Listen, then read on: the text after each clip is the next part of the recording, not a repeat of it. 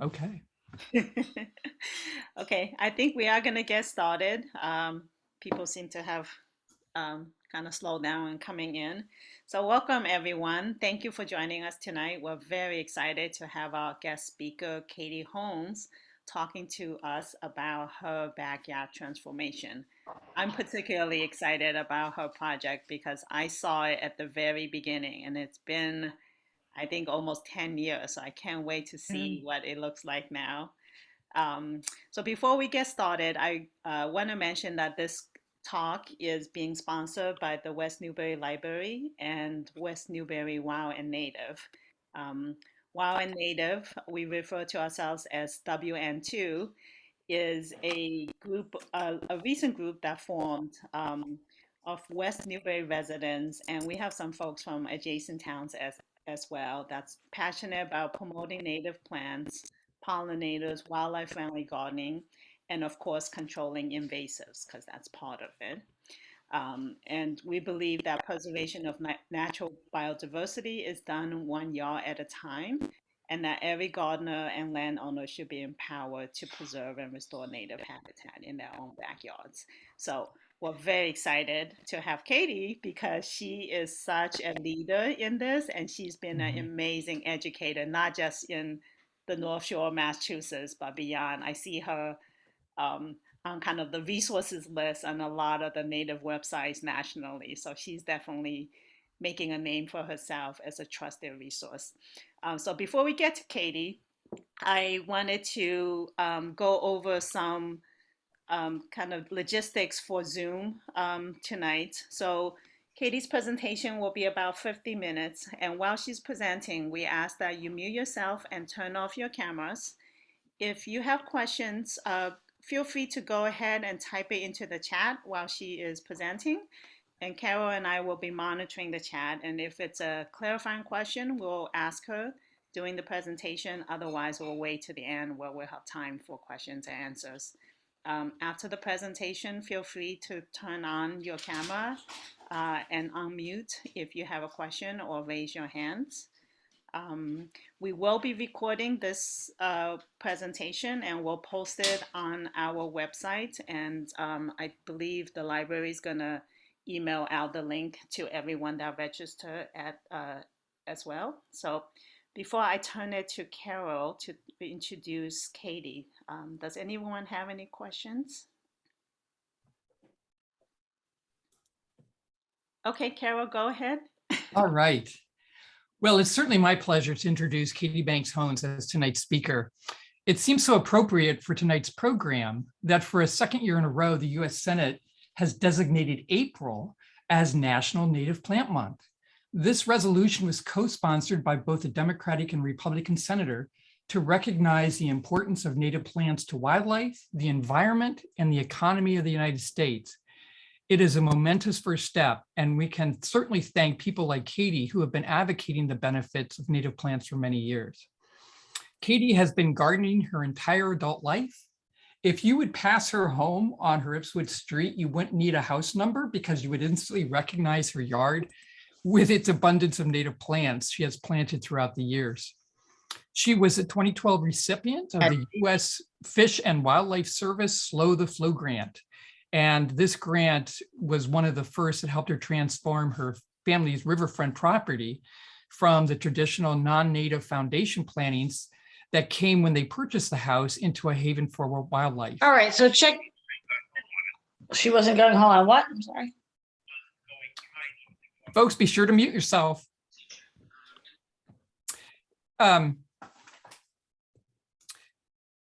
I think the most interesting thing is that when Katie introduced native milkweeds, she found monarch butterfly eggs on the plants and invited her children, who were young at the time, to take a closer look. And together they watched the transformation of these creatures into butterflies. We're so fortunate the monarchs found Katie's milkweed, and this led to her love of monarchs and creating pollinator gardens. She's affectionately known as the Monarch Gardener, and now the owner and grower at the Monarch Gardener, a native plant nursery with a farm stand in Hamilton that opens from May through the end of July. Amazingly, I looked at her website again. she had 2,000 seedlings spending the night in her unheated greenhouse, and another 6,000 were still under growing lights. And I'm sure that's changed. Katie, we so look forward to your talk tonight. Thank you. Welcome. Let me start sharing my screen. See if that works. Is that working? Can you guys see that? Yes. That works Okay. well. All right. All right, there we go. I'm going to pause on this screen for 1 second in case anyone wants to take a screenshot for my contact information. If you have any questions you think about later after this talk is over, feel free to email them to me. It's just easy. It's themonarchgardener@gmail.com.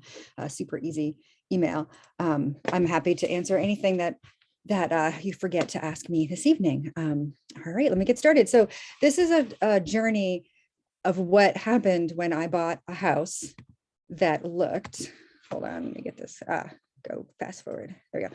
That looked like this. This house is right on the Ipswich River. And we had at the time lived right downtown Ipswich on 0.06 acres of land. And it was an adorable house, but I had 2 kids that like to run around and you wanted a little more space. So this came on the market in August of 2011 and we bought it. If you can see, this is a little grainy photo because it was taken from the listing. So I don't have an actual picture because at the time I didn't know I would be doing this, doing this talk and getting this grant that I got that I'll talk about in a minute. But you can see it's a wall of non-native traditional foundation plantings, which I very quickly changed when I moved in. It had a lot of environmental issues that I wasn't aware about right away, but became apparent. First, you can see this is another photo taken from the house listing. You can actually see the lines of the sod that was put down for the sale. You can see these lines right here where they just put down brand new Kentucky bluegrass sod, which I didn't water. Obviously, I don't believe in watering lawns or any outdoor watering from city water. So that obviously died quickly. It was a wall of non-native yew shrubs, non-native rhododendrons, privet, honeysuckle, barberry, buckthorn I found, and non-native hostas. And I learned as I started digging around that there was also 4,000 square feet of buried plastic sheeting underneath the landscaping. There were no gutters. And I found bags in the garage of conventional fertilizers and pesticides. There was little piles of rodenticide all over the basement and the attic. So it was, in my view, not a great environmental property. And this is why it matters. This is my backyard. And we are literally right on the Ipswich River, just about a mile north of the downtown dam. Very, very close to the Ipswich River Watershed Association headquarters on Off County Road. We have 91 feet of riverbank, which is pretty cool. But again, I feel beholden to protect it because we now own this property and everything that lands on our property washes right into this river. So about 6 months, maybe not even into owning the property, we went to our local conservation commission to get permission to remove the non-native plantings. And by right, we can plant native and edible plants because our entire property is within the 200-foot wetland buffer zone. So I really can't dig a hole without permission from the Conservation Commission. So I got permission, and almost the same day we got permission to do our planting plan, I found out about this grant. And don't get too excited. It was a one-time grant. It hasn't been done since, but it was a really fun grant through the Parker River National Wildlife Refuge, and Nancy Powell was its brilliant backer. And these are actually her words. The Slow the Flow grant program is to give impetus and incentive to property owners within the Plum Island Sound watershed to implement organic green landscaping projects in order to improve water quality and quantity of the Plum Island estuary, which Ipswich is part of. On my next slide. So I do this talk all over the North Shore and in Boston. So I always include this map. So if you don't live up here, you know where we are. You guys are within this red circle even. This is the Plum Island estuary. My house is on the Ipswich River probably around here, just outside of downtown Ipswich. So this entire area here all dumps into Plum Island Sound. So anything that comes in these waterways ends up in the Plum Island Sound estuary. So this program was to help improve the water quality and the quantity going into the sound. The Ipswich River is an interesting river. It's one of the top 10 most endangered rivers in the country. And because of the water flow changes, it's very sensitive to that. This is a picture taken in March 2010, when it was the second time it flooded since I moved to Ipswich. I moved to Ipswich literally right during the Mother's Day floods of 2006. If you lived here at that time, you know how big the flood that was. I literally moved in a week before those floods hit. And this was a second flood that hit in March 2010. Now, there's a lot of paving upriver from Ipswich, a lot of hardscapes. And when water hits hardscapes, it doesn't absorb into the ground, it goes straight out to sea. So that year, even though this river was full, this is a dam under here, this is a 4-foot dam under this little bump here. Only a few months later, this is what the river looked like. There's that 4-foot dam. So because all that water washed out to sea, not enough of it was absorbed into the watershed to slowly discharge later throughout the summer when the rains stop. So this is the biggest issue with the Ipswich River. So what could I do to help? I am now the caretaker of this 1/3 of an acre. It's not a very big property. It's 1/3 of an acre. What can I do to help? First of all, don't use municipal water for landscaping, which is fine. I don't do it anyway. I'll explain how I get around that with a nursery with 10,000 seedlings on my property right now. I don't use conventional fertilizers, and I never touch pesticides, not even organic pesticides, because they're still meant to kill something. So I stay away from all pesticides and conventional fertilizers. I've slowed the runoff, and I will show you how I did that. All my plantings are native that I have added. There's still a few non-native things that were here when we bought the house, but everything I added is native. And I have done a lot of work controlling the invasive plants on the property.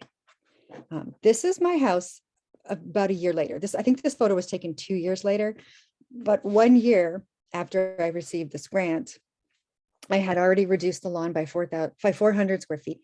It wasn't very big anyway, so it wasn't that much shrinkage, but it was still quite a bit for us. 1 year later, were 60 species of new native plants. I removed some of the invasives. I added gutters, I added rain barrels. I removed a lot of the plastic sheeting on the property. We still find more every time we dig a hole. The landscaping was all organic, and most importantly, it's now a usable outdoor space for my family. So I'm going to go through the nitty-gritty of what I did to convert the property, and then I'll show you some really fun before and after photos. I know it's what Nancy's waiting for, the before and after photos. These are some of the before photos. And then I'm going to go through a season month by month of things you can plant instead of the traditional non-native plant you might grab at a nursery. I'm going to show you what you can plant instead that's native. So starting off with my property when we bought it, this is what it looked like. Well, don't even get me started about the house color. It was pretty disgusting. It was a traditional Cape house with no front out the front, and we did a lot of work on the house, but that came later. First, we did the work on the property. This picture in the lower left is our side yard upriver, nothing but a solo yew shrub. The picture on the lower right is the backyard. All of this mulch here, unbeknownst to me at the time, was a giant plastic sheet underneath this mulch.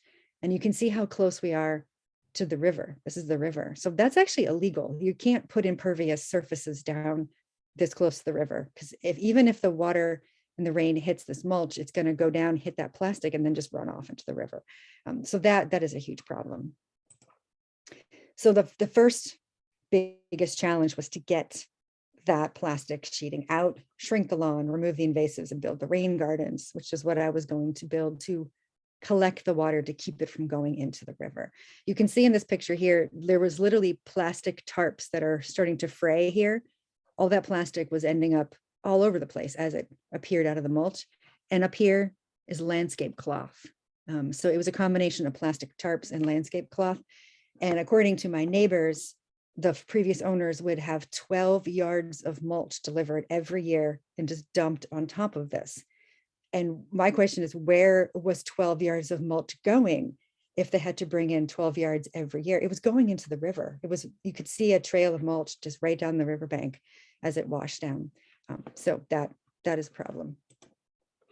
We had a professional surveyor come in pretty soon after we moved to do a survey, so we knew where all the setback lines were before we dug a single hole. And this is the survey that he did. And my husband later took the survey and put in where all the plastic was found, which is all these hash marks around here. And then 2 years later, we discovered that Area 4 also had a giant plastic tarp as well. So it was a significant amount of our property was covered in plastic, which I found a little horrifying. So we took that out, and this is one of my favorite pictures. This section, I'm going to go back one slide.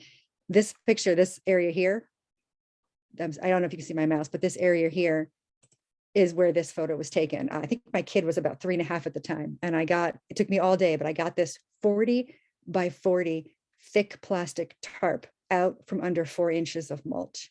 It was under there for I don't know how many years. I got it out, we spread it back out, and I stuck my kid in the middle of it to get a picture of how big it was. This was right against the riverbank, underneath the mulch. I don't know who would do this and why they would do it. And I know it's well, why they were trying to prevent weeds. They didn't like nature. They were trying to prevent anything from growing on their mulch, but it doesn't actually prevent weeds. The weeds just grow through it. And especially the landscape cloth. I would pull out piles and piles of landscape cloth that had weeds going, like tree roots going right through it. So I do not recommend this for weed control, even if you're not next to a river. It doesn't work. Don't put plastic in the ground. The next challenge was shrinking the lawn. And I didn't have to shrink the lawn. We don't have a very big lawn anyway, but I wanted a little more garden and less lawn because we don't need that much lawn. So it's not that much we shrunk it. You can see this garden hose was the line I was going for. I've actually shrunk it more since this time. This is my kid and my nephew. I put them to work digging out the lawn. Lawn is hard to get out. You can actually kill it with plastic sheeting. Just put plastic sheeting down for 6 months to a year, and it will just solarize the grass and completely kill, and then you can rip it up. But I was impatient. I wanted it out now. So I ripped it out and put in more plants. And there's a lot of benefits to shrinking a lawn. I could literally do an hour-long lecture on killing your lawn. Lawns are, I think they are literally the largest monocrop in this country. They take up unnecessary water and chemicals and just fossil fuels to mow them and take care of them.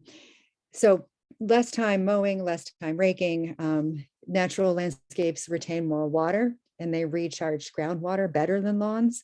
Water tends to run off lawns where the natural landscape will suck up and retain water. And if you're a conventional landowner and do use chemicals, it's fewer of them if you don't have lawn. I love this picture. This picture was to monarch butterfly planted 1 year on butterfly weed, planted 1 year after I removed the lawn. That is now where this plant is. So I thought that was kind of cool that, if you remove the lawn, the insects will come. I also removed most of the non-native invasive plants on the property.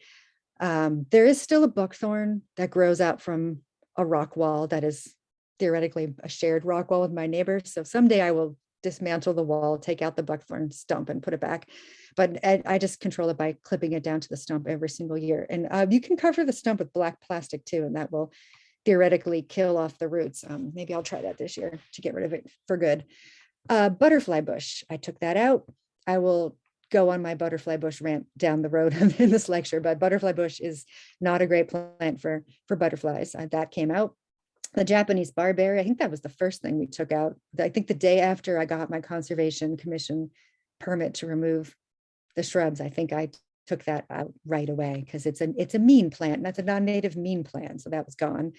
The garlic mustard, that's coming up everywhere right now. I've seen it on many clients' properties. I taught my 3-year-old how to identify it and paid her in cookies. And she, this is picture right here. She went out one day with a black plastic trash bag and pulled it all up from my property. That was fun. So that got rid of that.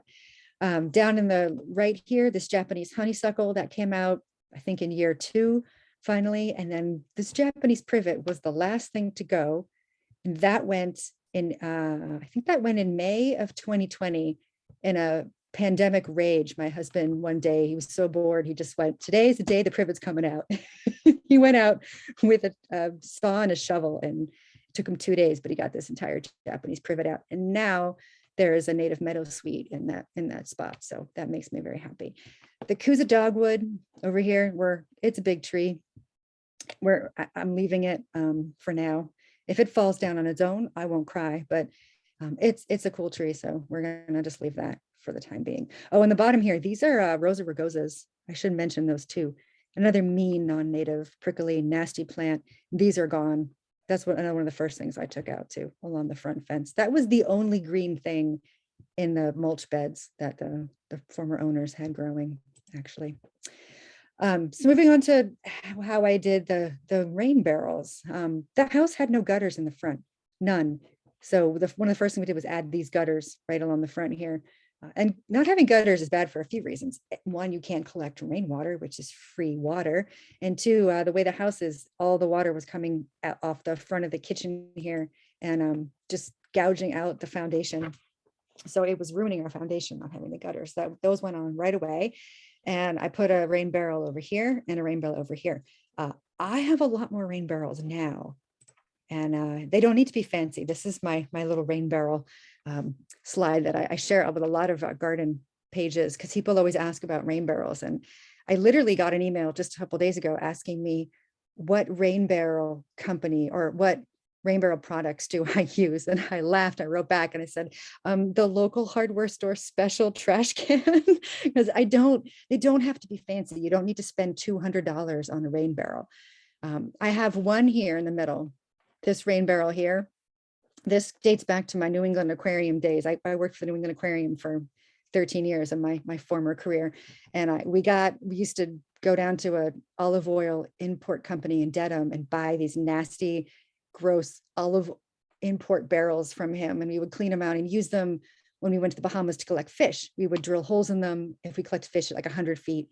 And we were the decompression barrels. You'd bring the fish up really slowly over like 6 hours. They didn't explode.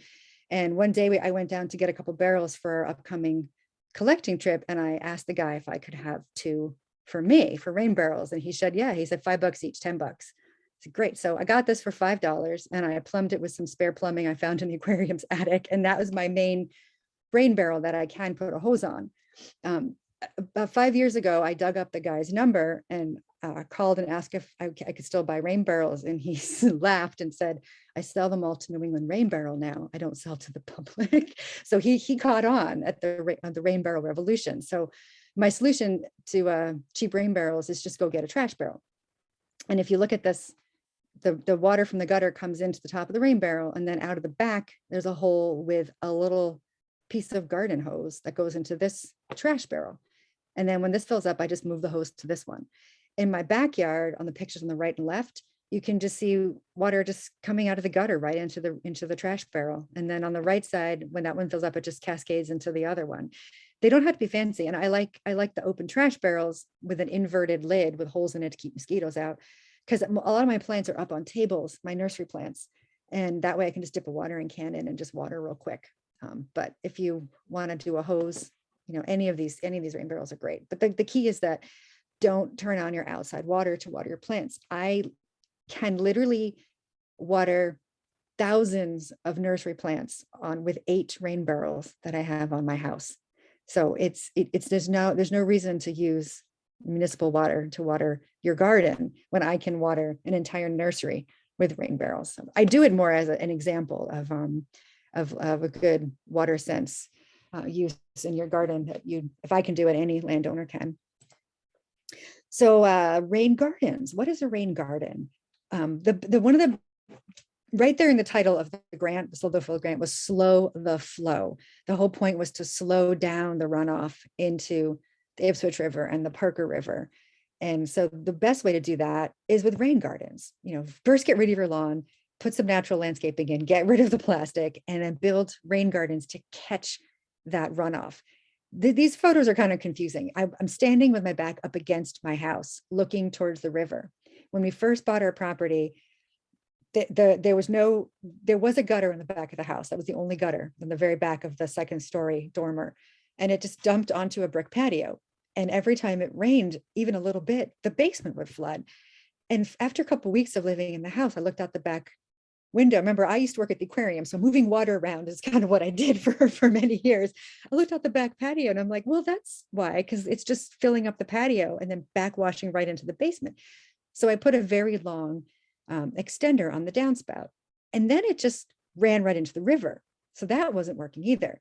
So when I got this grant and I did some research into rain gardens, I realized I could just dig a trench ending in kind of a bowl, and then water would just fill up right off my downspout. So it comes out of the downspout and then it just kind of goes into this gravel trench, and this kind of ends in a little bowl. This fence was temporary when my kids were toddlers. It's gone now. Now as this is all planted, but you can see from this is what it looks like when I put the plants in. The water just comes right out of the downspout down this gravel area. These plants are like ferns and things that can handle some short periods of flooding. And at the end here, at the end of the fence, is kind of a deep bowl. And when it rains, it fills up with water from the downspout. The entire back roof drains into this, one side of the back roof drains into this little thing. When I first built it in 2012, it just had this little plastic edger to keep the water in.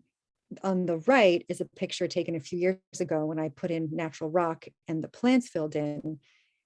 So now these fill up, and this columbine and this wood fern, and this is a common, this is heartleaf golden Alexanders here. They can handle brief periods of flooding. Oh, there's a little American cranberry popping on the other side over here. There's a bigger on the other side of this photo. They can all handle flooding. And right after I built it, we had a pretty heavy rainstorm in August with about 2 inches of rain, and it filled up with water, and it was pretty cool to watch. And then actually sunk right down. But I first developed this lecture. I was asked to talk about this landscape project by a BU professor that was a former colleague of mine at the aquarium. She teaches a class on urban water use, and she was looking for a landowner that actually dealt with the water runoff, at her property. And so I did this lecture, and BU students, these grad students, like, the smart kids they were, asked me, how much water runs off your roof? Like how many gallons? And I said, I don't know. I'll have to look that up. And so, a little research, and I found a formula to figure out how much water actually is running off the back of my roof. Now, my MIT grad father says this formula is incorrect, but I think it's a good ballpark, even if it's not exactly right. It's a good ballpark formula. My roof is 32 by 20, the back roof. So you take 30, so that rainstorm, and that I took that photo, was 2 inches of rain. So if you do all the conversions and find out how many inches for how many feet of roof, you come up with a number around 800 gallons fell that night in August with 2-inch rainstorm. And then I thought to myself, do you remember those photos I showed you at the beginning of that March 2010 flood? That rainstorm dumped 10 inches of rain on Ipswich. I looked this up later. And if you do this formula for a 10-inch rainstorm, that's 4,000 gallons of rain fell on my 32 by 20 foot roof. So I thought to myself, I'm going to need a bigger rain garden. And so the next summer, after I did the first rain garden, I built a bigger one. This one I built on the downstream side of my house. This was phase 2. That wasn't part of the original Slow the Flow grant application, but it was part of the Conservation Commission approval to do something on this side of the garden. I just didn't know what. So I turned it into a rain garden. This is a perfect site for a rain garden because this was actually the former cesspool of this house before the previous owners moved it to a septic system in 1997 in the front. So our front lawn is actually our septic system. But this now is just a big pile of gravel fill. So it's not even really dirt, it's just fill. This whole area is just gravel. And you can see the gravel eroding here under the mulch that I did not replace. And this is all that plastic coming out of the edge of our patio. And these trees are being buried by mulch. And one of the things the Conservation Commission made a point of when they gave us our permit is that we must dig out these beech trees because they're being killed, which of course I want to do. I just had to get to it the following summer. So I turned this into a rain garden. And how did I do that? Well, looking up towards the house, you can see this on the left. This is the first summer. You can see because I'm experimenting with house colors. This is an old photo. This is the eroding slope that's going to be a rain garden. And this is the other side of the roof. Not as much water comes out of this gutter as it does the first gutter, which is the tinier rain garden, but still water comes out. So I terraced it, and I brought home 7 carloads of fieldstone from a friend's farm. They were digging up to put in I can't remember what they were doing, but they had this giant pile of rocks. So I brought home all these rocks. I dug out the beech trees. You can see this tree's been dug out here. I dug out the other 2. I built this one bowl here, and now this gutter comes off the side of my house. It goes underneath this little path, comes out in these little pipes, and it fills up this bowl when it rains. And so now all the water coming off the back of my house goes into a rain garden, every single drop, theoretically. When I was done, it's just more what it looks like. I hauled home these big giant steps. I can't now, looking back, this was 10 years ago. And I think, oh my gosh, how did I do this? Those were really heavy. Of course, I was younger, but I built these stairs going down to the river. You can see here, this is where in the middle, this little gully is where the water comes out of the downspouts, and it fills up this basin. And these are sweet pepper bushes. There's some, this is great. This is cardinal flower is down here. I eventually put in some blue flag iris in here. All plants that are really wetland plants that can handle standing water when it rains. So that's the nitty gritty of the work I did, like the awful pulling out the plastic and the building of the rain gardens. That was all the work I did. And now I get to show you the benefit of all that work. Years down the road, what do my gardens look like now? And when I was designing them, I didn't really know what I was doing. This was years ago before I had any real gardening experience besides just my own yard. I was thinking of them as garden rooms. So I have like a veggie garden in the front, which is where my son is. I have the borders with the perennial gardens. I wanted to build a monarch way station. I'll talk about that in a minute. And then I have my woodland islands and borders, and then my rain gardens. So I had these different areas of the gardens that were all different habitats in my mind, even though it's only 1/3 of an acre. Starting with the front of the house, this is where the bulk of my sun is. So oddly, all my vegetables are in the front of my house, not the back of my house like most people have them, but the back of the house is all a woody, shady riverbank area. So I built some planters. The Conservation Commission gave me permission to build some raised beds in the front, and they're packed with this, where I put my tomatoes in the front here. And I have an herb patch over here, which now is mostly pots for my nursery, but at the time when I first started, it was mostly herbs and edibles for my family.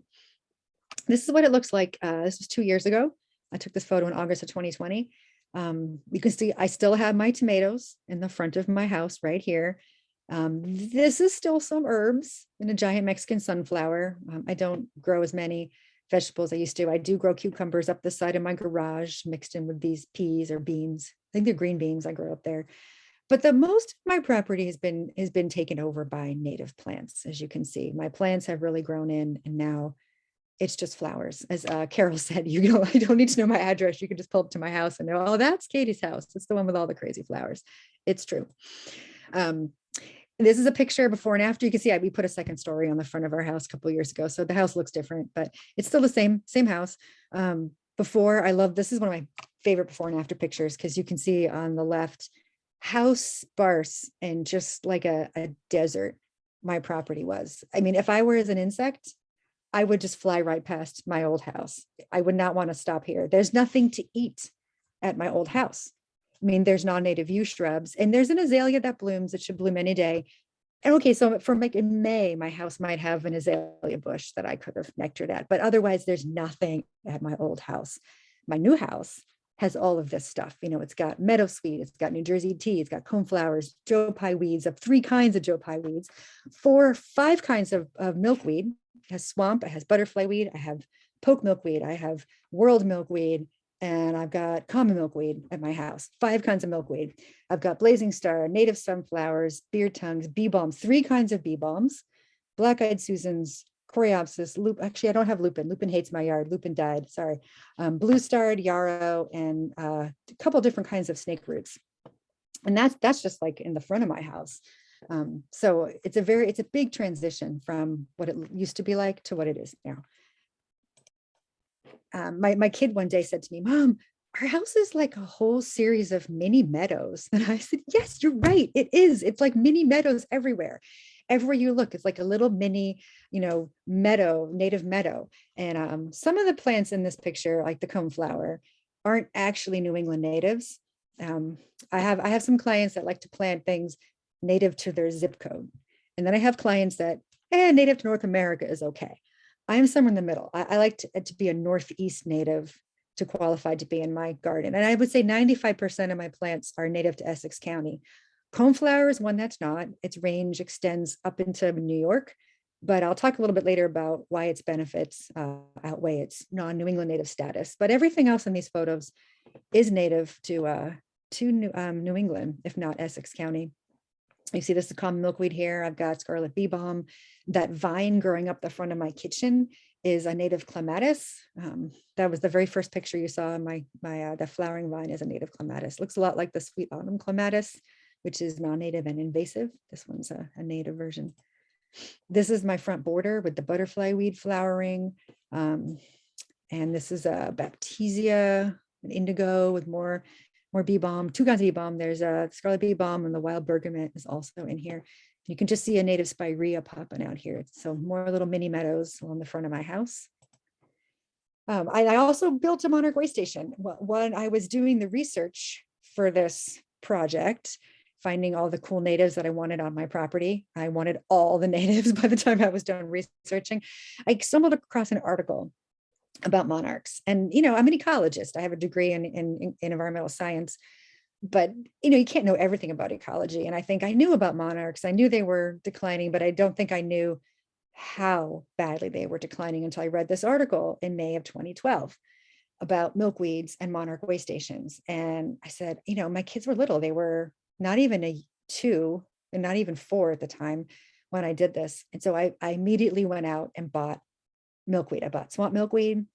You can see it right here, and this going in right here. And I bought butterfly weed, which is one of these plants down here. And as Carol said, that was the summer that I found eggs. Within a few weeks of putting those milkweeds in, you can literally see me tearing out the lawn here and making my way across the front here, tearing out the lawn, putting in my monarch way station. I found eggs within a few weeks of putting this in.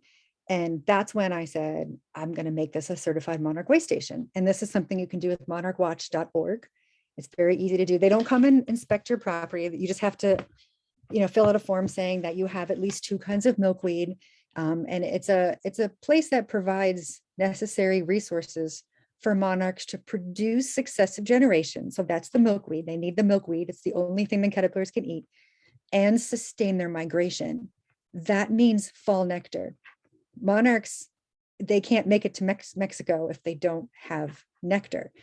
So you need the milkweed and you need the fall nectar. So my gardens bloom from May through November, and I'll show you the whole season in a minute, but that's what you need for monarch way station. And I certified mine in 2012. I'm number 5,687.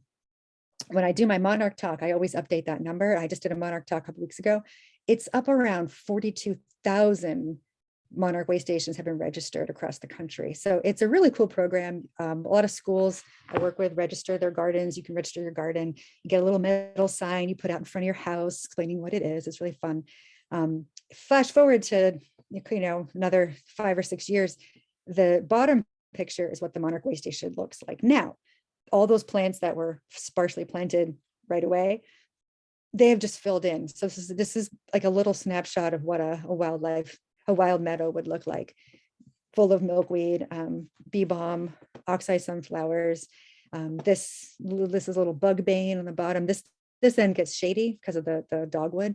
So there's a sweet Joe pie weed and bug bane at this end, and the sunny end has all the sunny full sunflowers. and it's cool. It really works.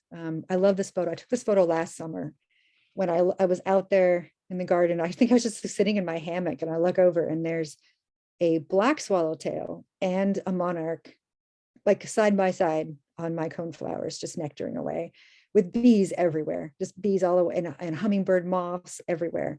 I mean, this little part of my yard, it's like literally like shimmering with insect life if you look at it on a sunny, hot day. It is really cool. And my neighbors, when they walk by over the years, as the garden's grown, and they always said, you have all the butterflies in your yard. And I'm like, well, yes, that was the point. And so it's catching on, and my neighbors are all planting natives too. So it's really fun to watch the whole neighborhood kind of slowly adding more flowers because they want the butterflies like I have the butterflies. Moving on to my woodland island and borders. The other half, I have very little sun for my property size. Most of the side yard in the back is shady. This is kind of a fun transition. This is the side yard looking down from my upstairs window. At the time we bought the house, it was just this lone yew shrub, which of course came out with the plastic. And I put in a woodland island and borders. And the reason why the island is there is because as I was placing plants, I noticed my toddlers were just running right through them. And so I thought, well, if I give them a pathway to follow, that's clear, maybe they'll run along the path and not just squish all my plants. And it worked. And I kind of like how it came out. You know, this is my neighbor over here. This is kind of their driveway, and we have this shared rock border. And so I just kind of made a contour with the pathway, put an island in the middle. I repurposed some hostas that were on site, and I don't really, I'm not a huge fan of hostas, but they were here. I didn't want to kill them. I cut them up like a pie and just used them to fill in. And over the years, the native ferns and goat's beard and bugbane have kind of taken over. And this is what it looks like now. This was a few years ago, but this is what it looks like in June when the goat's beard is in full flower. And I love this, this garden at twilight. It is really cool because all the flowers are white and they all kind of glow in the twilight. I love this part of the yard. And this is hay scented fern along the bottom here. That is a bit of a bully, but it's nice when you want something to fill in, as it did. This is what it looks like kind of from the ground level. We found all these weird pipes on the property. This is probably one of the ones that I pulled up when I was digging out the shrubs. I used these bricks to kind of contour where the gardens were. There was a big brick patio in the back that we shrunk when we took out the plastic. I repurposed them. This is Canada windflower down the bottom here. This is a really cool shade and sun ground cover that it's a great plant when you need to plant something where nothing else will grow and you want it to take over.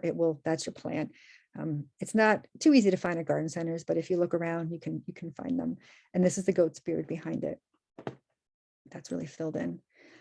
This is some before and after rain garden pictures. I warn you, this is the part of my yard I probably touched the least.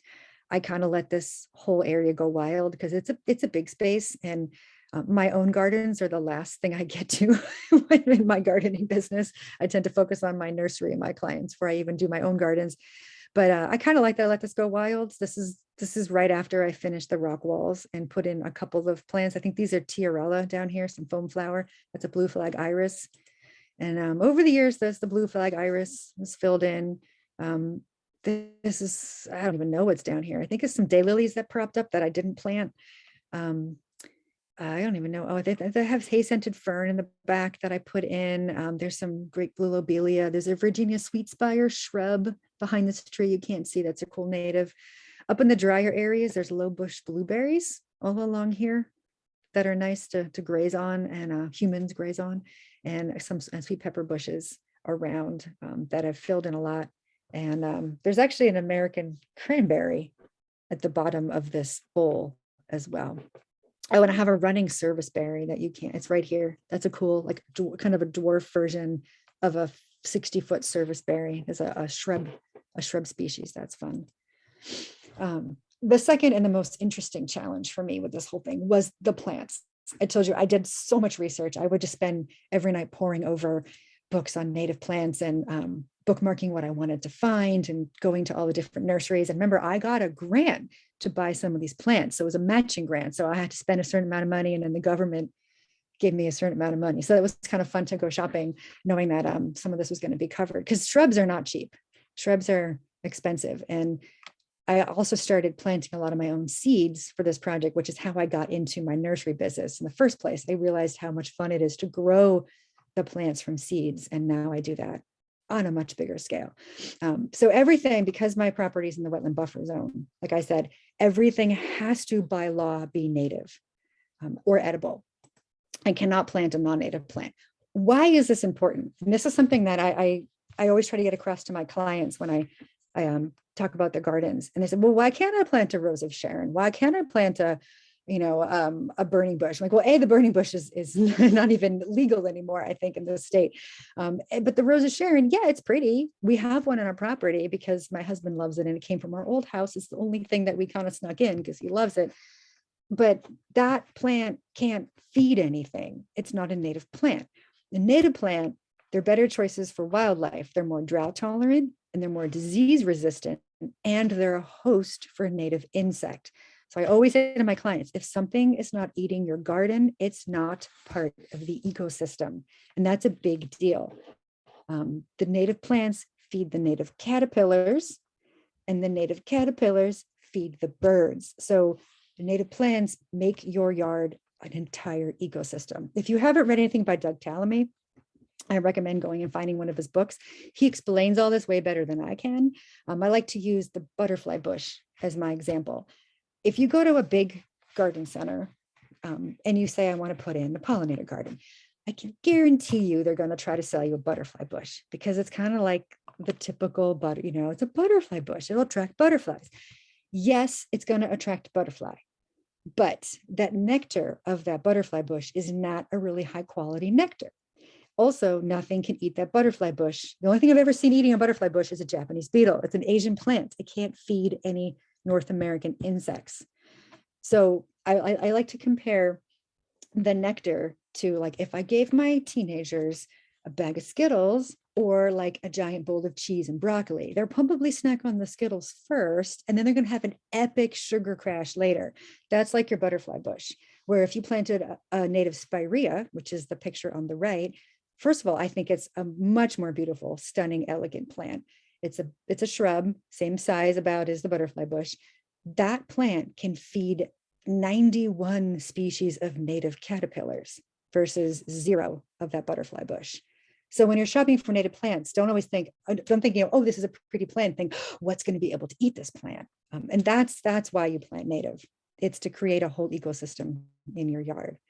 So just real quick, the last few minutes, I'm going to go through a season of pictures taken in my yard of native plants that I had planted over the years, and why they're cool and why they can replace non-native plants. First of all, spice bush. My spice bush is blooming right now, and I apologize for this photo. I cannot get a good photo of a spice bush. They're a very delicate little flower, and every angle I take, I just can't can't capture the plant in all its glory. But it's a very cool plant. It's an edible plant. You can actually steep the twigs and make tea out of it. It tastes kind of like a spice chai tea. But the coolest thing about spice bush is this little caterpillar down here. Isn't that adorable? Looks like a little stuffed animal. That's the spice bush swallowtail caterpillar. Those are not real eyes. Those are fake eyes to fool predators. But I have actually had spice bush swallowtails lay their eggs in my spice bush, and this is a caterpillar I raised from one of those eggs and released. It's a very cool plant. So right now, if you're at a garden center, put down the forsythia. Don't buy the forsythia, buy the spice bush if you can find one. It's so much better. Forsythia I think they're sterile. They don't even have any nectar. Nothing can eat it. Plant bloodroot, not crocuses. They're a beautiful little ephemeral spring flower. Plant foam flower, not vinca. I see so much vinca vine at properties that I visit, and you can plant foam flower instead. It's a great native ground cover. In May, so soon we're going to see the Solomon seal blooming. We're going to see the Canada windflower blooming. We're going to see the golden Alexanders blooming. These are all great plants to plant instead of lily of the valley or goutweed. I cannot tell you how many properties are infested with both lily of the valley and goutweed. My property has lily of the valley and goutweed, and I'm constantly pulling it out. There are better things you can plant. In June, the goat's beard is flowering. Grab that instead of the astilbe. Plant penstemon beard tongues, not European digitalis. And my favorite shrub, the New Jersey tea, this little New Jersey tea, I photographed this at my house. This is a little spring azure butterfly that it hosts on the New Jersey tea. This is an adorable little blue butterfly that comes out in the spring. And I had never even seen one until I planted New Jersey tea. Now I think I have 6 plants on my property. And now every spring I see so many of these butterflies. So plant New Jersey tea and not boxwoods. In July, butterfly weed, swamp milkweed, just do it. There's nothing to replace, just plant the milkweed. It can host 12 species of Lepidoptera. So not just monarchs, it can host a lot of other caterpillars as well, including the milkweed tussock moth, which is a very cool moth. And it has a really high quality nectar. So beekeepers, even though I'm not a huge fan of European bees, but still beekeepers who keep honeybees love milkweed because of its high quality nectar. In July, clover lawns are way better than grass lawns. Now, clover is not native. It's not a native plant, the white clover, but it's way better than a Kentucky bluegrass lawn because it's super drought tolerant and doesn't grow very tall. So you don't have to mow it as much. My lawn is mostly clover and weeds. Coneflowers, not daisies. Again, I said the coneflower is not a New England native, but this is one of the reasons why I love it so much. This goldfinch, this photo was snapped in that monarch way station of mine on my front lawn. My coneflower meadow becomes a free bird feeder in the fall. It's covered in goldfinches, just pulling out the seeds all fall and winter. So another reason why to not cut down your flower stalks, because it turns into a natural bird feeder for the birds. Sweet pepper bush is a great July flower instead of butterfly bush. Blazing star instead of Russian sage. This is the blazing star, which I always have butterflies on, like these monarchs. This is my house again. And it's also hummingbird moths, and hummingbirds love blazing star. Very drought tolerant plant too. In August, the lobelia start to flower, the great blue lobelia. Plant that instead of delphinium. Joe pie weed. Now, butterfly bush, again, the insects will vote and they'll go to your Joe pie if you have a butterfly bush on the property. They prefer that. Here's that white Virgin's Flower clematis I talked about. That's instead of your sweet autumn clematis, it blooms a little earlier than the non-native clematis. But again, I think it can host 11 species of, maybe it's 9. It can host quite a few species of caterpillars. In September and October, this is the fall nectar I was talking about. Very important. In fact, in New England, some recent studies have shown that goldenrod is almost more important than milkweed when it comes to monarch health, because we actually have a lot of milkweed in the Northeast compared to the Midwest, where there's more factory farms and monocrops of corn. And we have smaller farms here that tend to have more weeds. So we have a lot of milkweed. Not that you shouldn't plant more milkweed, but you should also not take out your goldenrod. People tend to pull out goldenrod thinking that it can cause your hay fever. That's ragweed. It's not goldenrod. Goldenrod has sticky, almost like a medieval mace shaped with hooks and barbs, pollen to stick to honey, to bumblebees. You see a little bee in here? So the pollen will actually stick to that bee. It can't blow out of the plant into your nose. That's ragweed. Goldenrod gets a bad rap. It's very, very important. This is New England aster. See if you can find the bees here. There's 1, there's 2.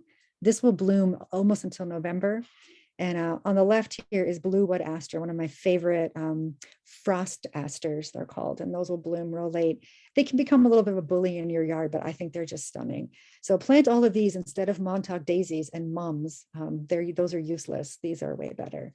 And also right now, resist the temptation to do a big spring cleanup. It's not quite there yet. And also don't do a big fall cleanup. Leave your stalks, like I said, for the seeds. And also the stalks of the plants themselves can house pollinators over the winter.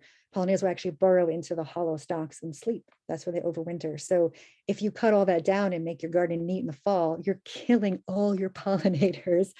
You won't have any pollinators in the spring. And likewise now, it's still a little bit too soon. I just saw my first wasp yesterday. I still haven't seen my carpenter bees come out of my garage. So it's still a little, when I see my carpenter bees, then I start to do a little bit of spring cleanup, but they're still sleeping. There's still a lot of pollinators are still in your leaf litter or in your stalks. So I have not cut down my garden yet. probably next week, if we get some days, a good stretch of days over 50 and then nights over 40, then I might start doing a little bit of cleanup. But I give you permission to be lazy one more week. I am always shrinking my lawn and adding more garden beds. This is the last thing I did. This is one of my last slides.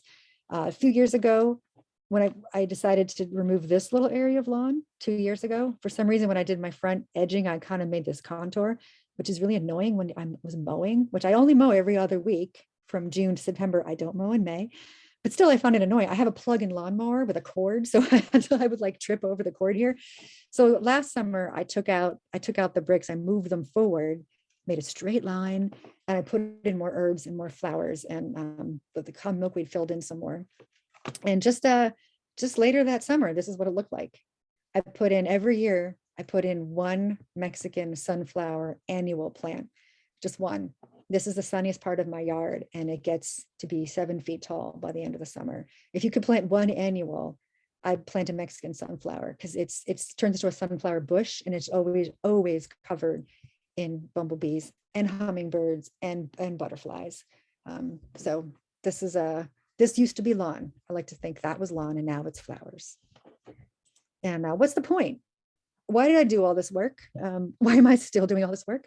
Well, I'd like to think of our property as we don't really own our property. So we were given like a deed to this property saying that you officially own this property according to this piece of paper, but we don't really own this property. We're just passing through, 1,000 years down the road. What is this property going to look like?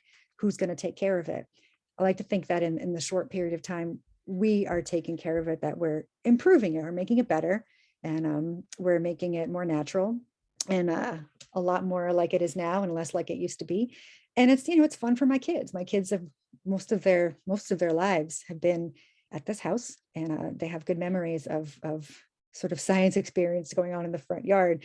And their friends always want to come play at our house because we have the cool yard with all the bugs and bees. And sometimes I even put up a screen tent on the front yard, and I release monarchs into it, and the neighborhood kids can come over and put them on their heads and put them on themselves like my kid is here. And that's the point. It's to create a whole habitat for everyone to appreciate who comes and visits my house, not just us. I think that's about the end. Yes, 8 o'clock. I want a big thank you to the Parker River National Wildlife Refuge, and specifically Nancy Powell for implementing this grant program, all those years ago. And it really was this whole grant that got me started on this road that I'm still continuing down with my native plant nursery and my property that is always evolving. And a big thanks to the West Newbury Library and West Newbury Wild and Native. I look forward to seeing all the work that you guys do going forward as well. If you have any questions, I haven't been keeping an eye on the chat at all. If you have any questions, feel free to put them in the chat, or Nancy or Carol can shoot them to me. Or if you are shy and you want to email them to me later, that is also fine too. Do you guys want me to stop screen sharing? Yeah, why don't we do that so that we Okay. can see everyone? There we go. Okay. So surprisingly, we don't have any questions in the chat. You must have answered all the questions as you went along. No, there's a couple questions. All the native plants are perennial except for, I don't have any pictures of it, but I have been starting to plant some annual partridge pea. We don't have a lot of really cool showy native annuals, but partridge pea is a Cami Christa, is that its Latin name? Forgetting. That's a cool native that a lot of restoration projects will use for year one. When they, like Native Plant Trust, when they turned they made a new native meadow, and they overseeded with partridge pea annuals, knowing that it would self-seed and it would keep the soil down and it would help enrich the soil in the first couple of years. So that is an annual, but yes, all of the other plants I talked about are perennials. Yes.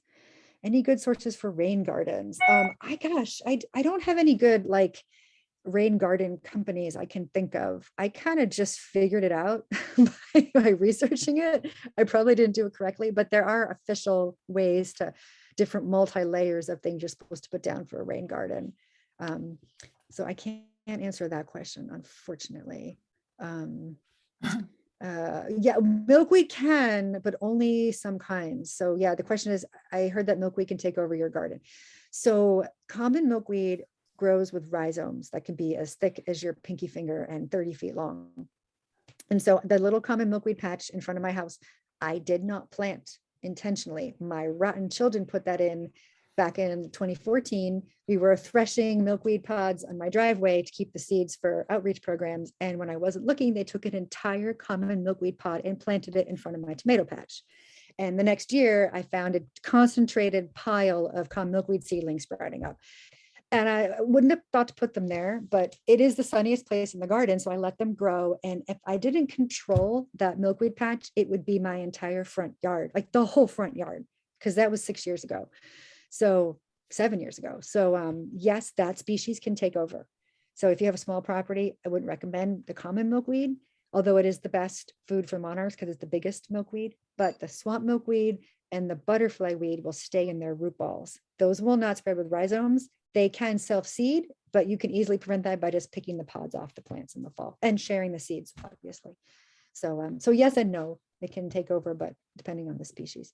Where do you buy all these native plants? Well, most of them I grew myself. So some of the plants I did purchase originally with the grant, and my go-to places were Corliss Brothers and Wolf Hill because they had the most natives that I could find. But I came across the problem, and Native Plant Trust for things that were a little more unusual. I came across the problem that nobody could guarantee they weren't grown without pesticides. And that was what got me started growing my own plants. They could not guarantee that neonics weren't used on the plants. The only place I know guarantees they don't use the neonicotinoids is Van Berkom nurseries. They don't use them, and they supply some of the bigger nurseries. If you see a Van Berkom sticker on a perennial, you know they can't have used the neonics, but they also use like slow release fertilizers and some other things that I just didn't want in my garden. So I started growing things from seeds. And so that's how my native plant nursery got started. But if you're not near me, and so Native Plant Trust is a good one on the South Shore, Blue Stem Natives, they modeled their nursery after mine, but there's 3 women, so it's bigger. That's a good place to go. Also Naisami Farms out in Western Mass supplies Garden in the Woods and in Framingham. So those are good places too. But and I always say when you're shopping for plants, be obnoxious and ask what they treat the plants with. Because I can tell you that, first of all, since I started doing, since 2012, when I started doing my native gardens, I see double the amount of native plants in nurseries than I used to, because people are asking for them. If you ask for them, they'll carry them. If you say, I don't want to buy this, if you treat it with neonics, they'll listen. And so always ask when you're buying plants, where they come from and what they've been treated with. They may not know, but it's good to keep asking. We have many of these plants that get eaten by bunnies. Yeah. Bunnies. I have a pet rabbit. I should go fetch him and show you how adorable he is and how destructive he is. Yeah, bunnies are tough. And my 2 bunny solutions, one, physical barriers. You can cage your plants. I was at a client's house this weekend. Every single plant had hardware cloth, 18 inches tall and 2 feet wide around all his plants. And I recommended converting his lawn to weeds. He did not like that idea. His wife did, but he did not. So I don't know what to say. That the bunnies prefer weeds. They would rather eat clover and dandelions and plantains than your perennials. And I can tell you this because my lawn is mostly those 3 things now that I've killed off the bluegrass, and now it's clover and ecograss, and I let the lawn weeds go. So there's a lot of plantains and dandelions, and I plant fennel right at the edge of my, in that where that Mexican sunflower grows. There's fennel all on the edge there for my pet rabbit, and the bunnies the wild yard bunnies will sit 2 feet from it in a patch of clover and ignore the fennel. And I can find a giant piles of bunny poo within 2 feet of my fennel and my kale that I grow for the bunnies, and they're eating the clover. So those are the 2 things I say is physical barriers and lawn weeds. When I plant a seedling, I always, even though my yard bunnies tend to not bother my seedlings, I still, just in case, I always put a juice bottle around them. I take like an apple juice bottle, I cut the top and the bottom off, make a sleeve, and put it right over every time I put that Mexican sunflower in. It always has a little juice bottle sleeve, because the bunnies, they like to murder at the base. they'll turn their head sideways and just murder right at ground level, whatever you plant. But if they can just, you can just, protect the first 8 to 10 inches, then the plant can grow up and the roots can take, and they might nibble the top leaves, but they won't murder it. That's my bunny advice. I know it's tough. Goldenrods, some can spread aggressively. Yes, there are some species like rough goldenrod that will spread with rhizomes. But there are some that do not, like seaside goldenrod. Seaside goldenrod is my number one goldenrod suggestion for the North Shore, because it's really truly native to the North Shore, and it stays in its root ball. So I have it in my yard, right at the edge of my driveway. I have it, and all my neighbors absolutely love it. They always want to know what it is, and I say, "Oh, it's goldenrod," and they're like, they freak out. I tell them it's not going to make you sneeze. Trust me. It's beautiful. It looks almost ornamental. So if you can find seaside goldenrod or showy goldenrod, those two will not spread aggressively. Oh, mosquitoes. Everyone always asks that question. I mean, I live in Ipswich. There's no way to control the mosquitoes. I mean, one year, I think in 2019, when Triple E broke out in the state, they came with those awful trucks and they sprayed, and I was horrified. And the next day, the mosquitoes were all back. I mean, it was totally futile effort, and there's no way to control them. What I do on my back patio is I just set up a fan on low if we're out there, and the mosquitoes can't fight the breeze. So you just kind of blow a fan across our table when we're out there eating, and that helps. There's really nothing I find that I plant, and because I have rain barrels, they get mosquito larvae in them. It is what it is. Yeah, I don't really know how to help with that. I wish I knew, without using any chemicals. Yeah, those mosquito spray companies, they just spray pyrethroids, which are really, really, really toxic, and they kill everything, not just mosquitoes. So I can't tell you how many clients I've given monarch caterpillars to raise, and on milkweed from my house, which is chemical free. And they've come back a week or two later when they transitioned milkweed from their house, and they said their caterpillars all die a horrible death. And they've said that their neighbors use mosquito control companies. And I'm like, well, that's what did it, because your milkweed was poisoned. So I don't recommend having anyone come and spray, because it's killing all the insects, not just the mosquitoes. Any other questions? Hope I answered everything correctly. Thank Katie, you. this was such a fabulous talk. Oh my goodness, so much Did information. you like the after pictures, Nancy? Oh, now I want to you're take muted. even more lawn out. I know. I mean, I would just take out all the lawn, but it's the septic system, so I can't put anything too deep in there. And the kids do, like, we have, cutthroat games of badminton every night on my front lawn. So, Oh, that's you great. know, like literally like, badminton and croquet. And it's like 20 by 40 feet. It's a tiny lawn compared to some palatial Right. lawns on the North Shore, like 2-acre lawns, but it's still like lawn that I don't like, even though it's mostly clover and weeds. But yeah. No, it's really inspiring seeing that, and yeah, the amount of work. I didn't realize the amount of work you did for that. Oh I my did. goodness. I admit I did hire some college students to Wow. take out that area where it's now the Woodland Island Garden, because it was exhausting. Like all that landscape cloth it was 2 layers of landscape cloth. It was sometimes it was a tarp and cloth, and the tree roots, it's beech trees. I have 30 beech trees on my property. They just grew right through it, and it was backbreaking. So it was that summer I hired some college kids that were home. I was just like, please just take this out. It was exhausting, but it was worth it. And I still, yeah. we just replaced that little like tiny fence, the little decorative fence in the front. It rotted over the winter. My husband and I just put a new one in, and I found some more landscape cloth. And I almost took a picture of it. I was like, no, it was like haunting me. And it's like one little section that I missed that was like stuck to the old fence. Like, oh yeah, don't bury your property in landscape cloth. It doesn't work. Yeah, it was really nice seeing your rain gardens too, and seeing it. So have you seen like the bigger storms? Like, do you go out and watch what happens to I the rain? do. I love to watch them fill up. It's like, yay, water. And then it's even more fun to just watch it kind of sink down, Yeah. and knowing that all would have just gone right into the river. And, we still have flow issues. last winter it started raining in July. It like never stopped last summer. That was an unusual summer. That's atypical. Most summers it's so dry by the end of the summer that water is barely going over the dam. Yeah. And so I think we can count on atypical weather now, right? Going forward. yeah, I mean, the whole thing about climate change is it's going to be unpredictable.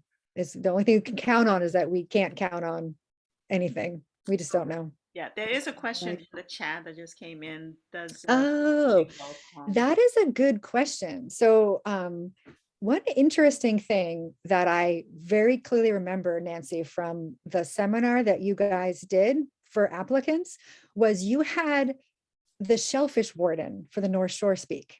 And I was so floored by what he had to say. He said that he has to walk every inch of the estuary every year or every few years. And he keeps an eye on the water quality of certain houses with roofs where seagulls sit. And he said, one thing that happens is if roof shingles sit for too long, you can, the oils from the roofs will wash. So if it's been a long, long, long time when it hasn't rained, he says the concentrations of chemicals from the roofing shingles will go up, and also bacteria from where the seagulls sat that wash into the estuary. So I just remember that those two things is, yes, roofing shingles can cause some issues with the water, but also, yeah, anything sitting on your roof. Like if you have a lot of seagulls on your roof, yeah, you may want to flush your rain barrels. But I do notice that when I put my rain barrels up for the first time, if it hasn't rained for a while, the rainwater is like kind of soapy almost looking. And I'm assuming that's from just what's in the the tar from the roofing. But it doesn't seem to harm my plants. So do you do anything to the rain barrels to like keep the water fresh or to prevent? if it's been raining a lot, like if all my rain barrels are full and I can see a lot of rain in the forecast and it's full of mosquito larvae, I will dump them out and start over again.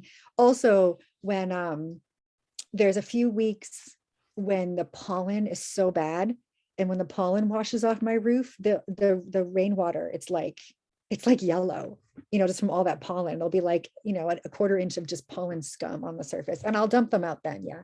But otherwise, no, I don't. I mean, I figured that's going to fall on the plants anyway. Yeah. All that pollen anyway.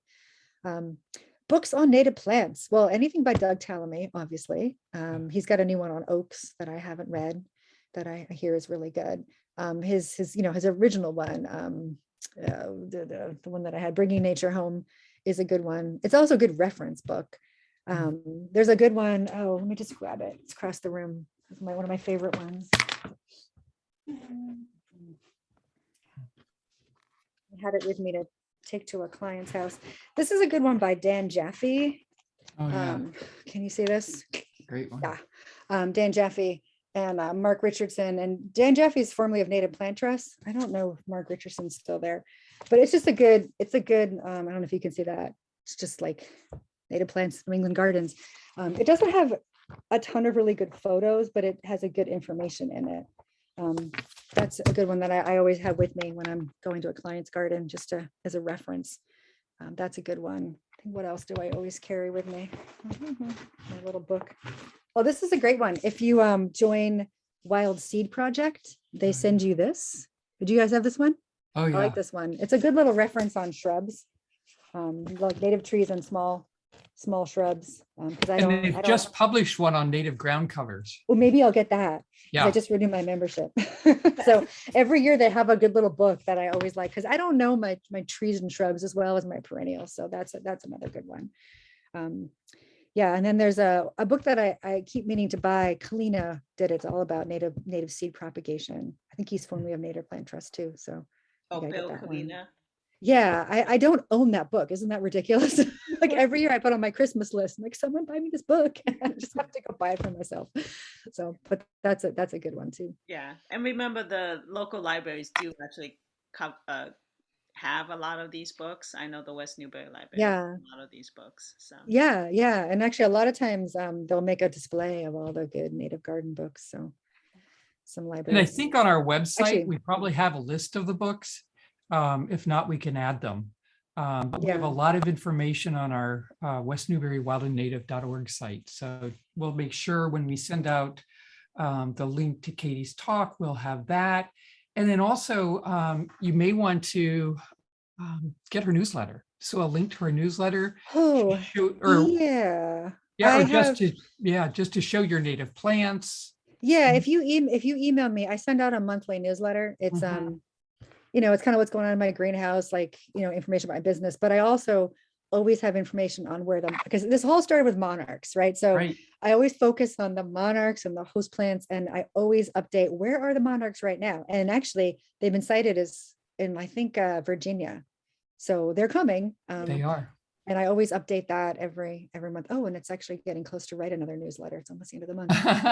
Oh no, it's not. I have a couple weeks. I always She's think a of it like the day fabulous it lasted a plant. month, and I'm like, oh, newsletter. But there's usually some geeky science stuff in there because that's my background. So I love it. yeah. Well, and remember that Katie does make a lot of her plans available, and it goes fast. I know that you've increased your I do. I yeah, know. I your don't production. officially take orders till May 1st, and I have literally a stack on my desk of wish lists. And I'm like, I'll print this out and put it in a stack, but I can't promise. I know I need a farm. I need a farm someday.